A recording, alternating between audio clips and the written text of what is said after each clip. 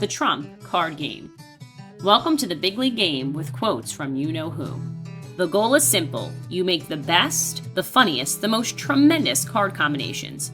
And if the card czar chooses your card, you win the round. The setup. We need at least 4 players. More is better. Here we have 6. Everybody gets 8 white, unfiltered moments and postcards to start. These are the answers, the responses. Gameplay. The card czar draws a red, totally random card and reads it out loud. This card has the blank that you're trying to fill in. Players choose the card with the title they think best completes the fill-in-the-blank prompt to make the funniest combinations. No peeking and no cheating. After you submit your card, you immediately draw a new one. That's right, you could get lucky and draw a trump card. More on that later. The card czar reads the prompt card out loud, inserting each player's title to complete the sentence, then picks the funniest as the winning card.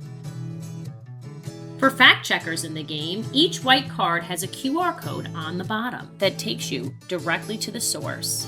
This answers the question, did he really say that? Scanning the QR code is totally optional, but definitely adds to the fun.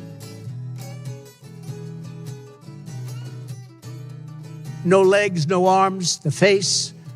None of that would have happened, and you wouldn't have had inflation. The card czar awards the red totally random card to give the point for that round. But not so fast. If you have a trump card, you can steal the win. That's right, steal it. If multiple players play trump cards, the lowest number wins. Pass the roll. The roll of card czar rotates after each round until the winner is clear.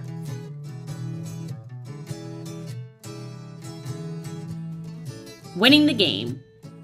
Each round, the winner is given the red totally random card they've won. These are 1 point each. The game lasts as long as you'd like, but we recommend between 5 and 10 points.